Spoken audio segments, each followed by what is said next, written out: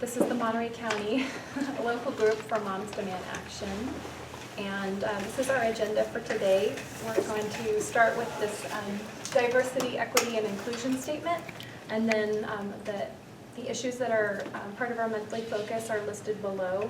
And we'll talk about what's coming up and specifically some volunteer opportunities that we have. So we'd like to begin this meeting by sharing our statement of intention and purpose. Our intention is to foster a robust presence of diversity, equity, and inclusion, and for all individuals and groups choosing to join our efforts. Our purpose is to work together to decrease gun violence and increase public safety across our nation. And in our meetings, we value diversity, we advance equity, and we demonstrate inclusion. And we are a community. We are gun violence survivors, including victims and witnesses, change makers, and advocates who come together in partnership to work toward a future that is free from gun violence.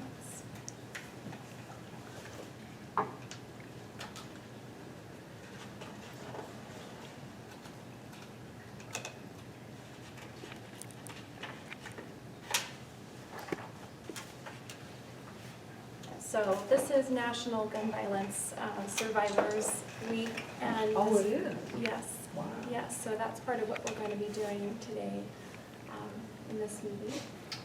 And the focus here is on sharing and amplifying stories of survivors of gun violence. And the reason, sadly, that it is celebrated, or it's not celebrated, Remembered. excuse me, acknowledged. The first week of February is because by this time in the calendar year, we have already surpassed the number of deaths by guns as compared to other high-income nations. Wow. For their year. For their year, yeah, and it's only the beginning of February. Unbelievable. Yeah. So I'd like to read a prayer, if that's okay with you. It's called Against Gun Violence. God of the slain, God of the murdered and the victim. The voice of lamentation echoes across the land. Wailing beside graves opened too soon, weeping beside stains of blood. From the dead and the injured, pouring forth from bullet wounds. The child shot, the suicide, the domestic violence, the gang violence, the mass murder, the long night of death made easy by guns and automatic weapons. The long night of sorrow made easy by reckless access to machines of slaughter. Source of justice, rock of strength and truth, you call upon us to stand in the name of common sense and reason, to witness on behalf of the innocent and the cut down, the widowed, orphaned, and bereaved, to answer the scourge of senseless loss, to advocate for gun control, to remove military weapons from a civilian population, to return sanity to our laws, our policies, and our lives. Bless those who dedicate themselves to gun control. Grant them fortitude and perseverance. May the work of their hands never falter, nor despair deter them from their holy calling. Bless those who are mourning the dead. Grant them solace and comfort. Bless those who are healing from the trauma of gun violence, and grant them lives of health and prosperity, joy and peace. Blessed are you, God of all being, who summons us to choose life first. Choose life above all. Choose life.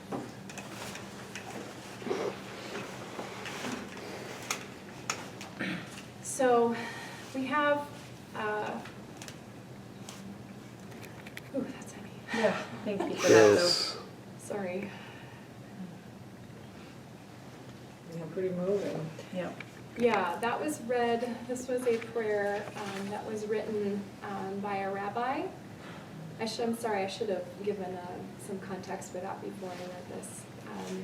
This is a prayer to end gun violence. It calls for sane and common sense gun legislation, including a prayer for those who advocate gun control. And it was written in response to the Orlando Pulse massacre. This was a mass shooting at a nightclub in Florida. And it was used in the Central Conference of American Rabbis after that. Thank you for allowing me to share that with you. Thank you. I want to talk now to focus on one of the really important campaigns that Moms Demand Action for Gun Sense in America is doing, and that's called Moments That Survive, and that's another way of talking about this National Gun Violence Survivor Week. And as I mentioned, the purpose is to amplify stories and to allow them to persevere, because we know that storytelling is a really powerful method of educating people, and it gets to them in a way that facts don't always.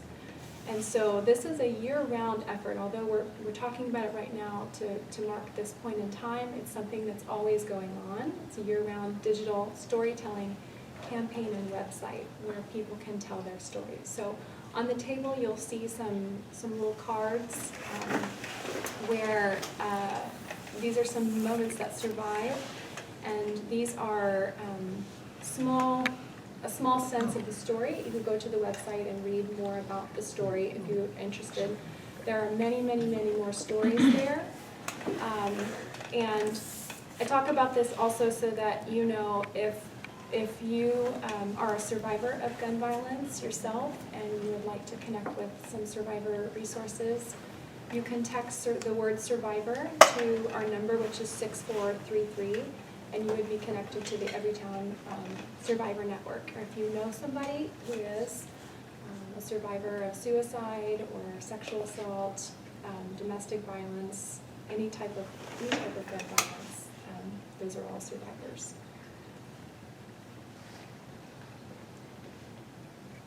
I'm having trouble playing this video.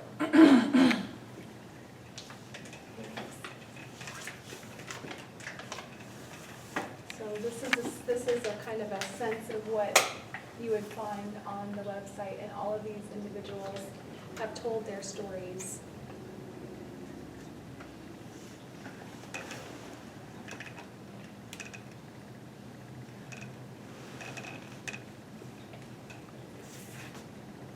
You know, I wonder if the NRA ever looks at this or any other part of our website.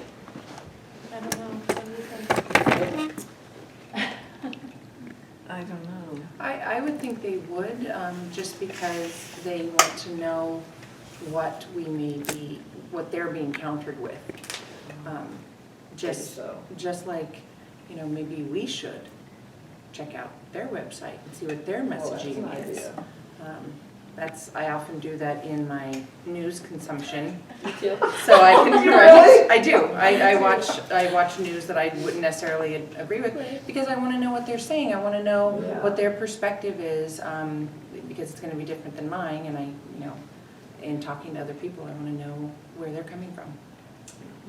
Yeah.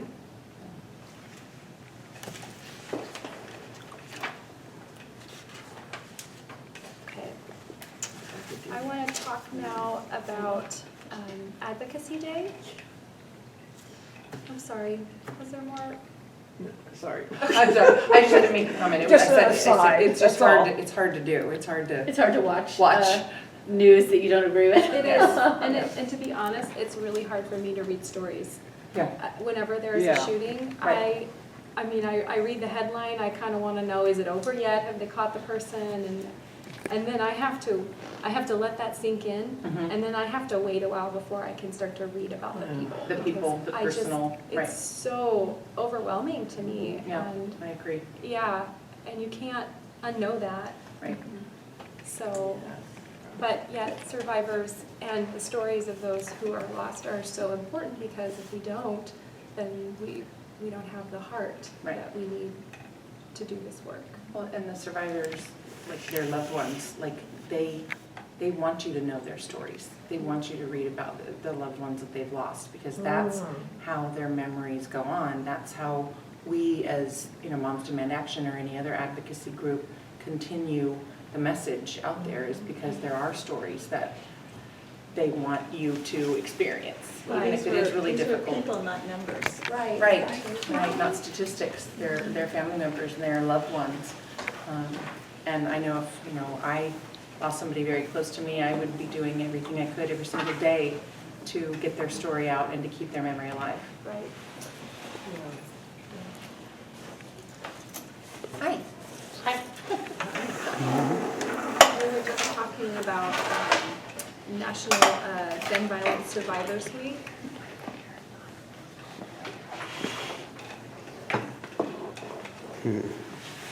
Our next topic is Advocacy Day, but I want to honor the subject that we've been discussing, which is survivors, and just ask if there's any other things that you want to talk about at this point. I'd be curious, does this organization try to communicate with members of the NRA, people to people, I mean, really engage in a conversation with these kind of where these survivor experiences can be discussed with them, really engage them in the real results of their advocacy for guns? I mean, is there that conversation with NRA members? That's a really good question. So if I'm hearing you correctly, is Moms Demand Action, do they have like a process, or is that happening where our volunteers are having conversations with NRA, not the lawyers or their executives, but the members who believe in the mission to believe in the right to bear arms? I don't know. I don't know if there is, I don't think there, to my knowledge, there's not an initiative or a campaign to do that. But I think that's probably what is exactly needed. People just talking to people as people, and not thinking that the other is the enemy because we come from different perspectives. I hope that it's really hard to do in our culture, which is every day more and more divisive. But I think that's exactly the kind of conversations that we should be having. And we can all do that. You know, we can all talk to people, whether they're part of the NRA or not. We probably all know people who have very different views on guns. And we should be talking to them, you know, in a way where we find common ground. What do you think? Do you have Well, a I think thought it on would be effective. I mean, yeah, I've had plenty of people I know who I disagree with. that? Right. But it might be effective to have come armed with these kinds of Sure. stories. Sure. Not just saying, you know, statistics, but coming armed with stories of the effects. And, you know, then really get that conversation, what do we do about it? Yeah. And you know, toss around these ideas. The stories, and also the stories from the person themselves, right? Told from in a first person account, right? How could we do that? How could you create that type of conversation? Well, this is a strong organization, and I would think that, you know, the leadership is so articulate and strong that I would think that maybe getting in touch with heads of the NRA and just saying, let us have a conversation and seeing if something could be done. Are you referring but on a smaller level, like town hall meeting type thing where the Moms Demand Action would host it, but then invite members of contrasting communities to come and have dialogue? Were you? Yes, so I'm sorry that I'm getting here late. My name is Rosemary Sultan. I'm on the advisory group of Be Smart, is what it is, right? And so there was a civil discourse forum that was hosted by the Monterey County Libraries, I want to say probably about a year ago or so.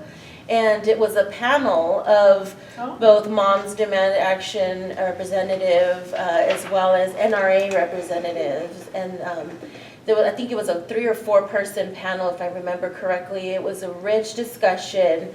There were a lot of questions. There was dialogue from both the community and from all perspectives of the issue. And so it was was really well done. Jan T. Adelman, who was the head librarian at that time of the entire county libraries department, she did a great job moderating and guiding, facilitating the conversation to where it was constructive. Of course, Sounds like a very positive forum. it was a very positive forum. Balanced and positive. Yeah, and I think that was definitely a great start because it did bring to light that this group exists and that we're coming together in the community. And I applaud the suggestion or the question about that because it is a conversation that should be continuing, it should be ongoing. And I think one of the things that we are probably working towards developing as a support to this group from behalf of the county is to look at what are those forums, and sometimes we have to create them, and they also need to be strategic in terms of who we want to reach and who do we want to engage the conversation with. And you've probably done introductions, but Sylvia Torres is a intern with CSUMB at the County Administrative Office, and this is going to be her project. She's going to focus on how to support this initiative and bring it into the greater Salinas Valley in the cultural relevant manner and in the language that is most appropriate for the communities. So we're both happy to be here and learn more about what your thoughts are. So here. Rosemary, who, for the Monterey County, the Monterey Library, who organized that panel? That was the county libraries. It was a project of the librarian who's now moved on to Hayward City Library. We lost a great one, but we also gained an amazing new librarian that she was just brought on a couple of months ago. And it's such a great venue, and to be hosted by someone like a librarian, it's very neutral and just open to all perspectives. So Hillary Thayer is the new librarian. I'm sure that it's something she would be interested in continuing, so she could definitely be a partner. We would just need to engage her in that conversation and kind of see where she is. She's fairly new, she's settling in, but she's also really hitting the ground running in a lot of other areas that I've seen her be very active on and proactive on. So I'm sure if this is something that we bring to her purposefully and say this is what we did and we'd like to continue this in your venues throughout the county, because this was held in Marina, which is a great central location, but then there are many other parts of our county that have spaces. Yeah. I thank you so much for that, and I want to take a step back for those who are kind of new to our meetings in our organization. Rosemary's talking about one of our public education campaigns called Be Smart for Kids, and we're going to discuss that as well today.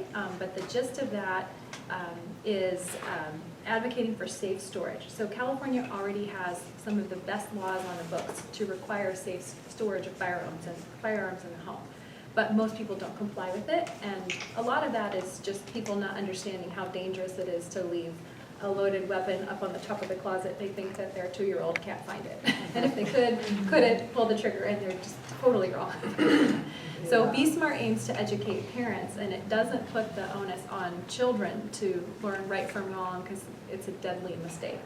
And so that's what Rosemary's intern Sylvia is working on, is Be Smart.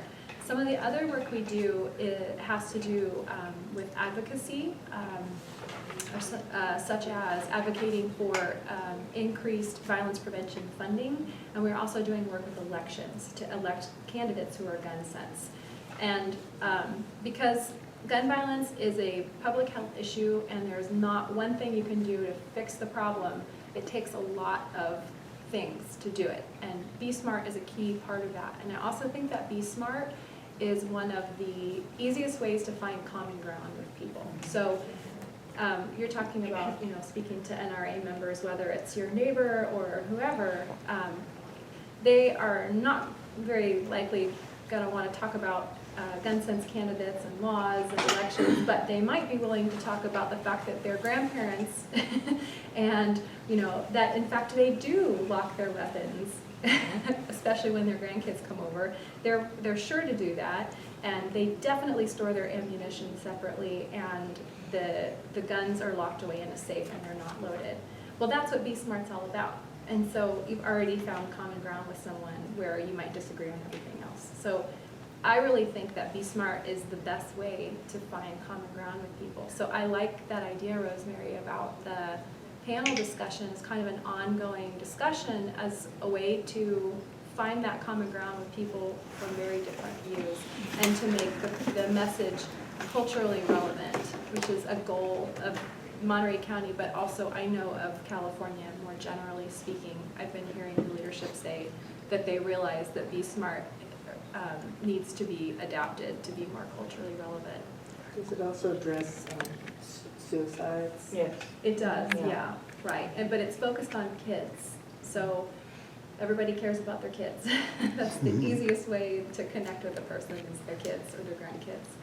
But there are a lot of kids that are dying Yes, of gun suicides. That's right, and that's, yes, there are 600 children and teenagers who die by gun suicide every year. Yeah, but also if you look at gun deaths in the general population, the majority are suicide. Yeah. So that mirrors the general population. Is that young people suicide or any age? 18 and younger, I Oh. believe.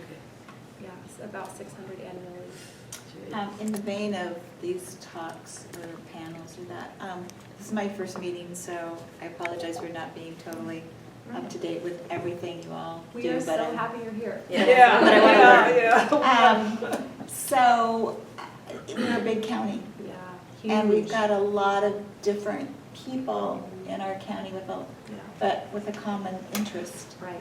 And so is this something that we could make sure that we're representing ourselves all over?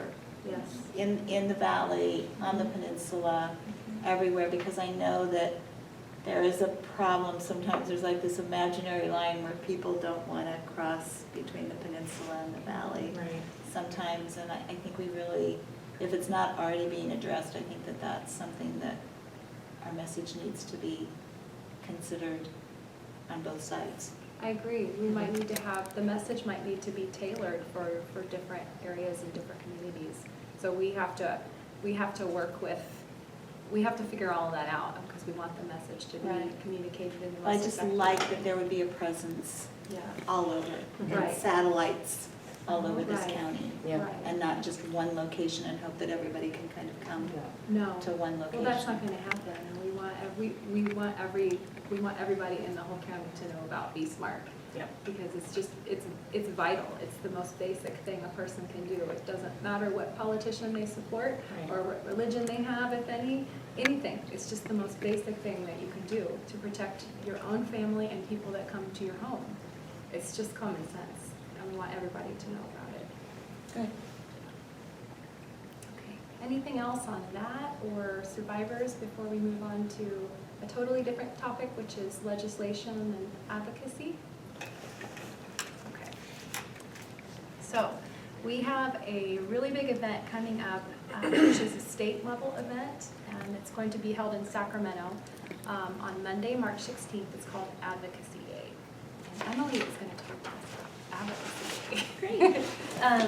Great. So Advocacy Day is a day where Moms Demand Action members meet in Sacramento, and we set up as many meetings with legislators, both in the California Assembly and the California Senate, as we can. And we meet with them to talk about what our legislative priority for the year is, which this year it's the CalVIP program. So that's spelled Cal, VIP. And that's the California Violence Prevention Program. That's a grant program that gives money to communities that are the hardest hit by gun violence, of which Salinas is one of them.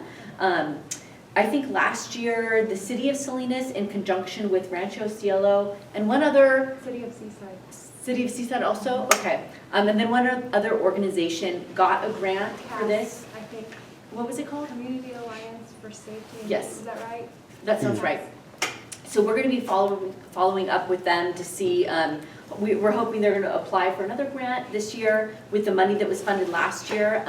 So every year in the California budget, we have to ask for this money to be given again. It used to be $9 million. Last year, I think they funded $20 million. And this year, we're asking for $39 million to be funded for small grants that hit all over California. And so during Advocacy Day, you'll be put with a group of people, a group of Moms Demand Action volunteers, and you'll meet with assigned legislatures to lobby them to support this bill. So, you know, California is a liberal state, but there's a lot of Republican senators that we're going to be meeting with too. So if you're interested in going, you know, you can have a role in the meetings that's a big talking part or a support part. We need note takers, we need photographers, we need gun violence survivors. If they want to share their story, there's a lot of different options. So that's what it is. I think the day will start about 9 a.m. So you can either drive there at the crack of dawn like I'm planning to do, or arrive the night before. And then about 9 a.m., the whole group of Moms Demand Action volunteers will meet and we'll kind of have a rally and listen to some speakers. And then from 11 to 5, we'll go with our assigned group to meet with various legislatures. Each group will meet with about 3 to 4. And, you know, sometimes you meet with the legislator, sometimes you meet with the staffer, but we're happy to meet with, you know, whoever will meet with us. And I have never been before, so I'm telling you based on what I know, but I know other people that have been say it's a really empowering event. It's really great to come together and meet with other volunteers, really great to talk to legislators. So I'm really looking forward to it. So I have a little handout if anyone's interested. It's basically just a copy of the slides, so you have something to take home with you. On our Facebook page, there's a link to RSVP if you're interested, or I also put my email on this, so you can email me directly if you are interested in more info. Do you think of anything else we should Yeah, say? well, in terms of the, so I've never been to Advocacy Day either, because I only started volunteering with this organization in like August, September of last year, so I missed that by a couple months. But what I hear is it actually is a great way to get started, because all the training you need is provided. I've never spoken to it. Well, no, I've been in meetings with legislators, but it was never my job to do the communicating. And so I'll be trained if I'm going to be a person that would be speaking. I'm planning to go. But anybody who's going will receive training to do these tasks. We're looking at organizing a carpool. We kind of want to know maybe 1 or 2 people who are planning to go or who would be willing to help organize a carpool, because I think that there would be at least a few more people that would be able to go if they could share a ride. And we have information on hotels and things like that we can share. Our next meeting also is going to be about a week prior to Advocacy Day, so we'll have even more information then, and we can kind of check in. I already RSVP'd on it, and I got my hotel room. Okay. So my husband says he'll come with me, but he's not really want to do anything other than lounge. So. Yeah. But there'll be 2 seats in the back if somebody wants to ride. Great. So we'll probably leave Saturday sometime. Saturday? I mean Sunday. Okay. Sunday, sorry. I was planning on going, and then we were planning on our family vacation around our kids' spring break, and my husband happened to book us leaving on the 13th. Yeah. So. Okay. And Susan, are you? I wasn't thinking of going, but this has kind of perked my interest, Okay, so yeah, I think about it. Okay, great. Well, and anyone else, you know, if you need any more information, please contact me. And we'll do more. We'll do more communicating with our volunteers on Advocacy Day. This is one of the biggest things we're going to do all year long. So we're going to get some help from some of the state people to make phone calls to individuals, and we'll do some specialized communication. We'll probably send out some of the text message, you know, ways to engage people and see if they have questions and things like that. So it won't just be this meeting. We'll have some other ways that we're going to try and strategically tell people about that. Did you have a question? I was wondering, where's the best place to find how these funds are spent? Oh, That's a a good good idea. I would suggest that the website, I'll have to look at the exact email address, but there is a website where it provides publicly information on all of the grant recipients, and there's some, at least minimal information about what they did with the money. It starts with, it's like BSS, Board of something in corrections, I forget. I can try I and bet I find could that. Google it. Yeah, because I Googled Monterey County CalVIP recipients, and that's you how, did? yeah, because Okay. I knew that Salinas had received money, but I didn't know that the city of Seaside had until Okay. I saw it on the website. And last year, do you know if Seaside received it last year, or was it a different year? I can look it up, I just didn't know. Yeah, I'm not sure because it's, they're broken out in cohorts. Okay. So I think, and some of the funding went back to like fiscal year 2018, I Okay. think. So I'm not sure what the spend period is. I think it might be more than one fiscal year. I'm learning about all this too myself. But the gist for the CalVIP funding is it's supposed to be focused on reducing shootings and ending cyclical and retaliatory gun violence in the communities where they're most impacted by that. So it's strategically placed. There was a study that found that looking at 2016 to 2018, the cities that received CalVIP grant funding had reductions in homicide that were nearly 3 times greater than localities of similar characteristics that did not receive that funding. So that's at least, yeah, 3 times, right. So this is an area that I am learning about as well, but the money can be used in different types of ways.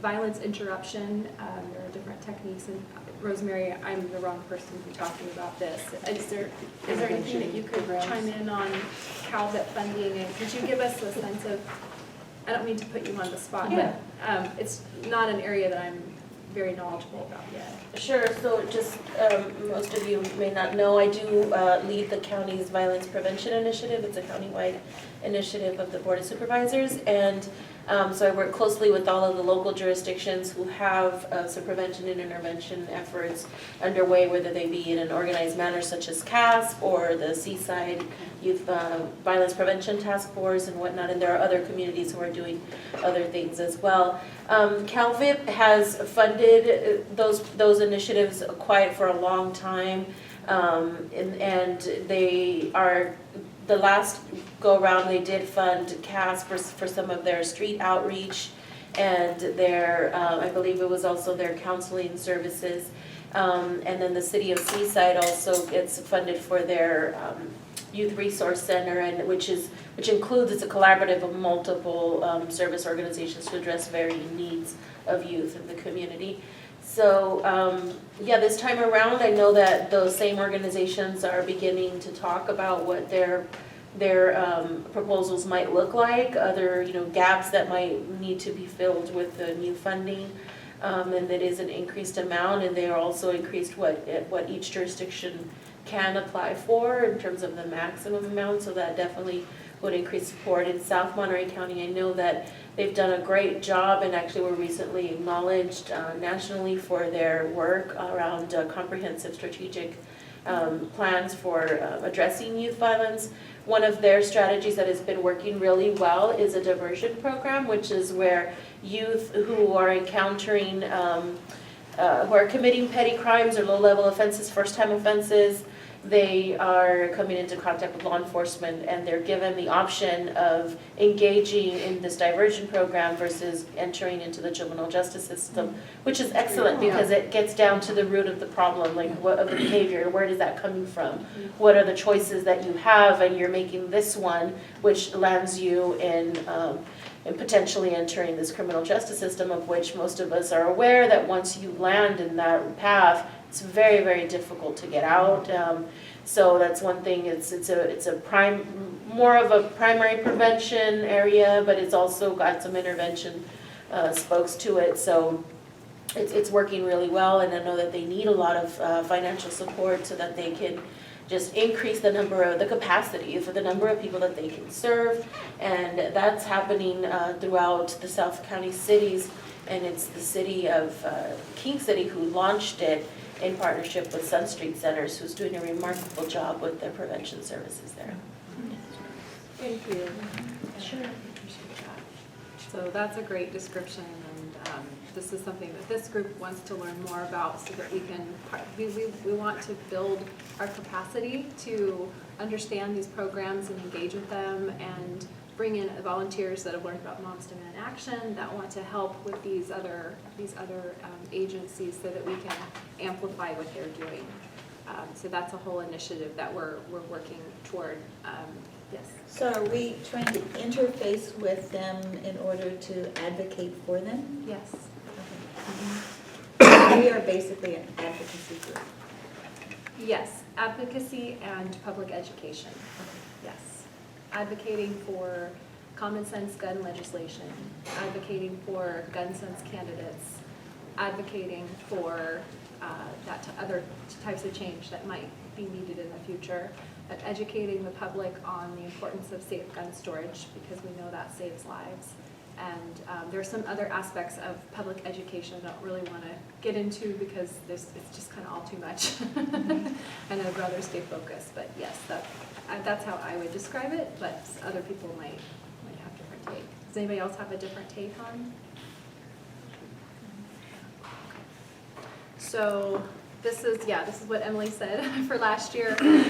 Last year, CalVIP was 9 million and we got it increased to 30 million. Wow. That's a big jump. So for Advocacy Day, if you're thinking you're a maybe, it's best to RSVP. That way you're in the loop and you'll be getting information about trainings, and then if something comes up and you can't go, obviously we can't go. But that would be the best way to do it. So as trainings are offered and you have availability, then you can do the trainings and so forth. So there's a website which is listed. Let's see, the RSVP link. What I'll do is are you on our Facebook page? Both of you? No. No. I don't do Facebook. You don't do Facebook, okay. Good for you. We'll send out an email. Are you guys interested at all in more info? I can send you the RSVP, but just your email, I can send you how you could RSVP if you want to do that. That'd be great. Okay, Yes. great. That'd be nice.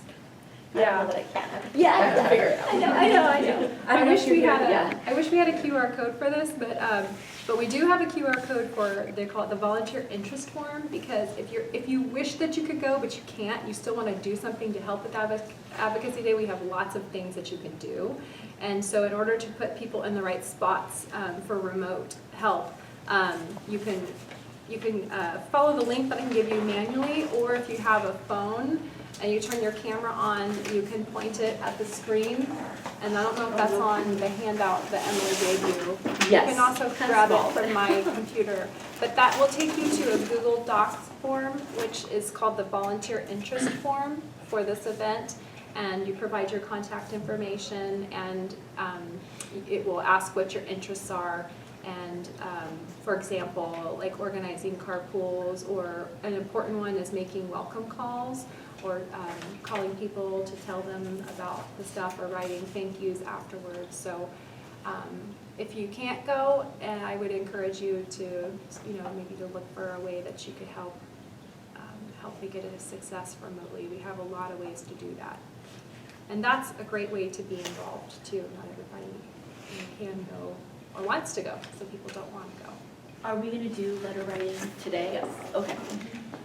And So probably is- next time too. Okay, is that later in the meeting? That'll be at the Okay. end, yeah. So one thing we do is we'll do handwritten letters, and we have like a template just urging our own representatives to support this funding. And so there'll be an opportunity today to pen that, and then we're gonna have packets for each legislator we meet with, and we can deliver those so they have those. And they've said that, handwritten letters are really nice to receive and make a much bigger statement than, just an email or something like that.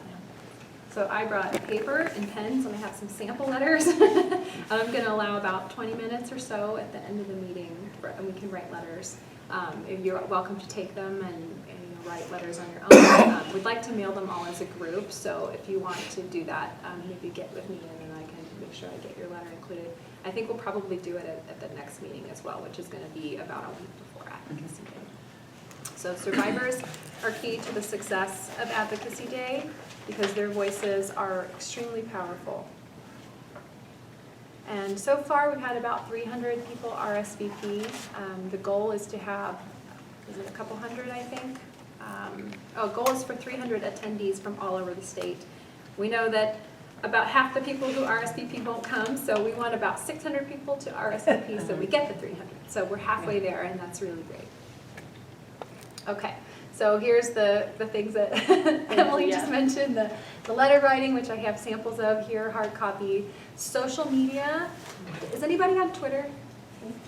Really? Okay, let's talk later about ways that you might be able to do some advocacy work, okay? And then fundraising as well. Any questions about Advocacy Day before we move on? All right, and I don't think we have any students, but you're a student, yeah. I don't want to single you out because you're so important. Our goal for this group, more generally speaking, is to have some students demand action groups at local schools who might be interested in attending our meetings. So if we had some, then I could tell them about Advocacy Days. Okay, you already did that. This is the link. They should. Yeah, so this is the link, excuse me, this is the QR code for the event, I believe. Oh, for the Advocacy Day event? I think Oh, so. okay, gotcha. If you zoom in on it on your camera, it should automatically take you to a pop-up notification without even having to take a picture. Yeah, good. No, it's taking me to a Yeah, fundraising it page. is. Give So that's not right. giveeverytown.org.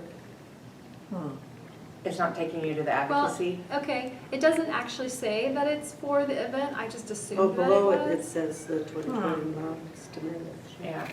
It takes you to the fundraising page for Yeah, it. you might have to zoom in on it to really get the QR to. I did it, and it took Did me you? to the fundraising page. Oh, it takes you to the fundraising page. So I lied. Interesting. Okay. This is also Black History Month, and so we just wanted to honor that as well. And this QR code here has some statistics and facts, ideas for events, although I feel like that's not really geared toward the group, that's geared toward planning for the meeting. But we can mark this month by honoring leaders in our movement and partner organizations fighting to reduce gun violence in our city and our state. So again, we're a new group in Monterey County, and we want to be building relationships that we can use to help prevent gun violence. Hi, Anne. Hi, How are you feeling? Good. Yeah? Yeah. It's great to see you. Thank you.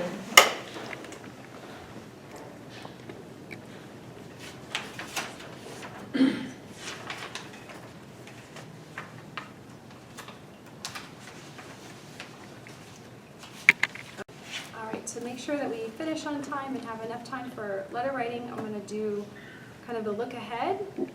And in terms of our advocacy work regarding elections, I mentioned this a couple times, but we have a Gun Sense candidate program that's going to be rolled out, but it's going to come after Super Tuesday. So it won't help the candidates who are running in the primary elections. It won't help them to win the primaries, but once they have won the primaries, it will help them after that. So the Gun Sense candidate program is all about finding the candidates who are running for state and federal office who are going to advocate for common sense gun legislation. There is a questionnaire that was developed by Everytown for Gun Safety. We can identify our local officials who are campaigning for these offices, and we can ask them if they would be willing to complete the questionnaire. And then they don't give their responses to us, they give them directly to Everytown for Gun Safety, which is the parent organization for Moms Demand Action. And those results are compiled, and then I think there's some level of input from the local constituents about whether the person actually is a Gun Sense candidate or not. But if they're awarded that distinction, what that means then is that Moms Demand Action can use our own resources to canvass and help get them elected. So this is going to be pivotal for 2020, and this program is going to be announced sometime after March 3rd. So we'll have a lot more information on this next meeting. Did you mention that these are only for California state candidates, And not federal. local? And No, federal? Yes, not local, local, yeah. right. Michael Bloomberg has given 15 million to Moms Demand Action. Yes, he also, yes, he started the Mayors Against Illegal Guns group, which kind of morphed into, yes. Yes, he should fill out the questionnaire. Just like everybody else. Just like everybody else. He probably will be a gun sense candidate. Yes. This is going to be something we're focusing most on Advocacy Day right now, but after that passes, we're going to be really ramping up to work on elections. Another event that is going to be occurring, I just want to put on your radar, is Wear Orange. And this is a gun violence awareness day that's taking place all over the country. And for us in California, it's going to be on June 5th. So this is something, we have not done an ounce of planning on this yet, but we really want to do this. So in the coming months, we're going to be asking for people who are interested in this. We need a whole team. We need a leader. We need team members.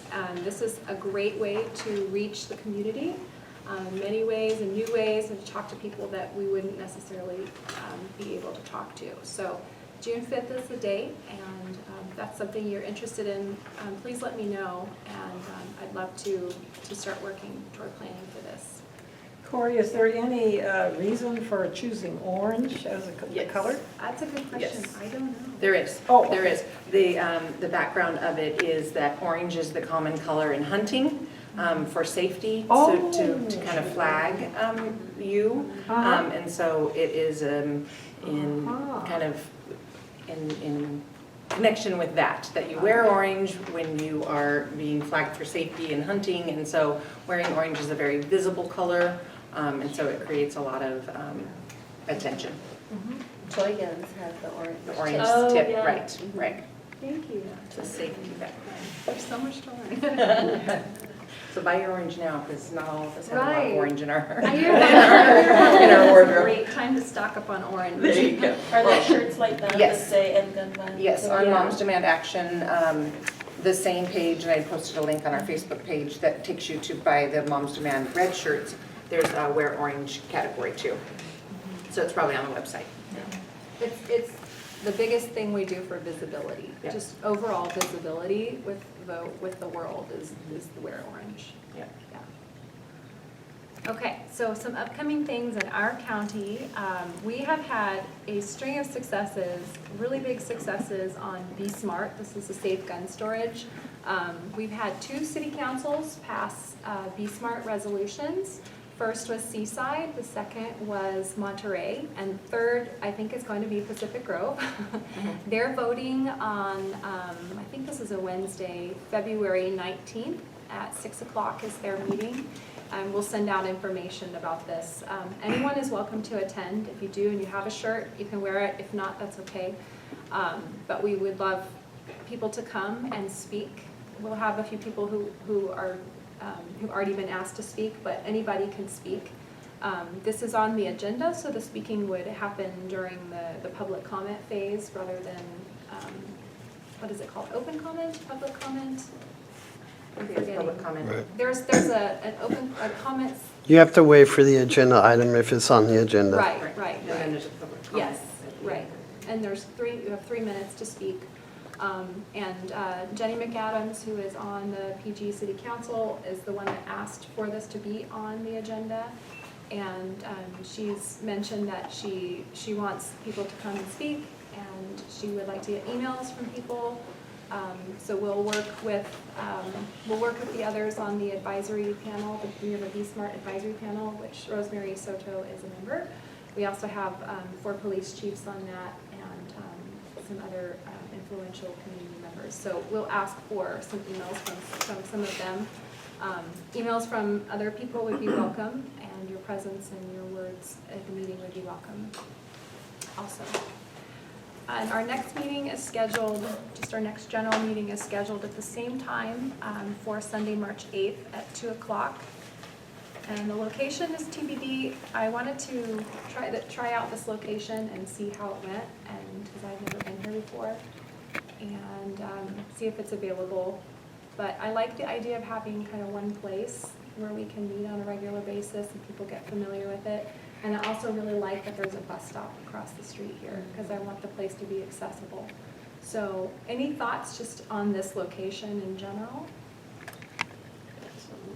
Beautiful, beautiful library. That's what I think. Well, for me, it's quite a trek, Yeah. you know, so that's not good for me. Disadvantage. I thought it was a great idea to switch the locations if we can, like have, you know, here and there. Maybe have a couple places where we Alternate. rotate. Right, because we had like at the meeting at the Yeah. Marina Library, Right.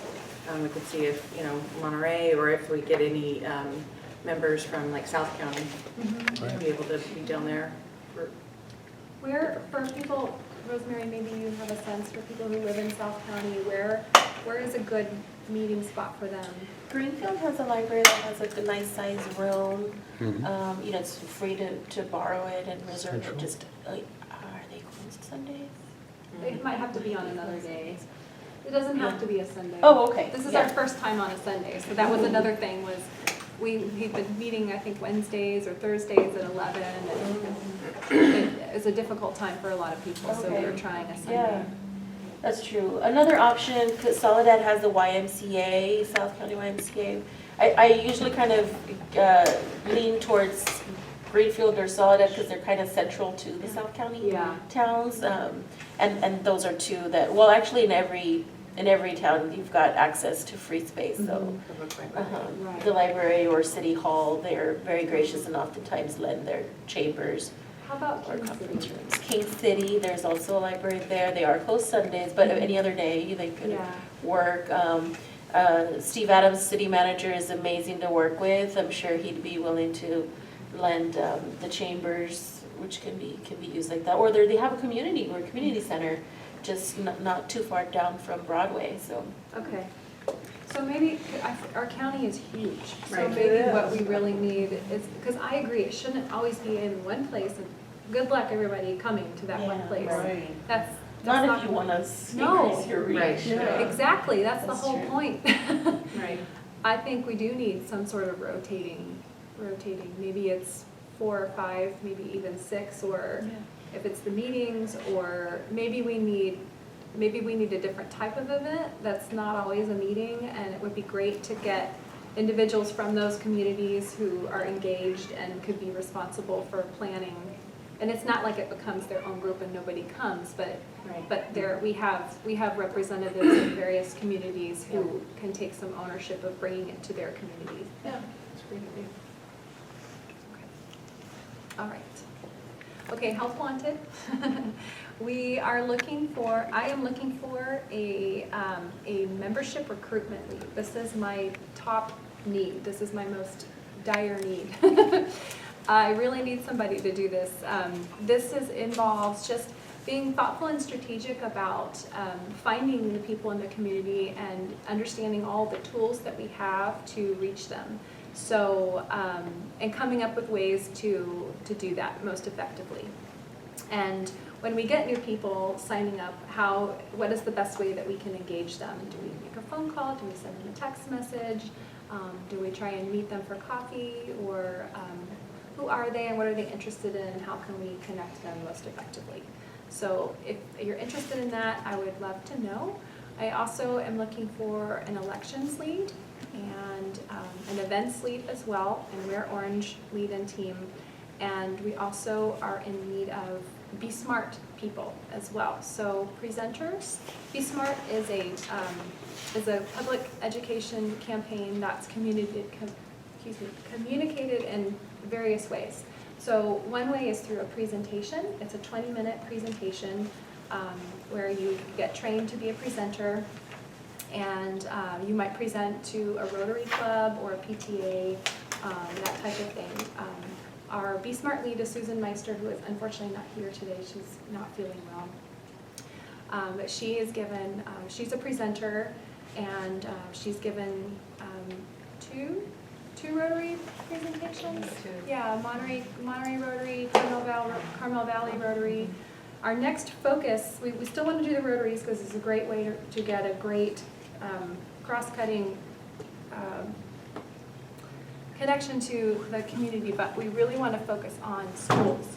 So we really want to focus on talking to parents. So we're looking at having some Be Smart presenters be trained to connect to schools and parents to give the presentation. And we also do tables. So a few weeks ago, there was a women's march in Monterey, and we had a big table, and we got 4 pages of people who signed up, Yeah. which is great.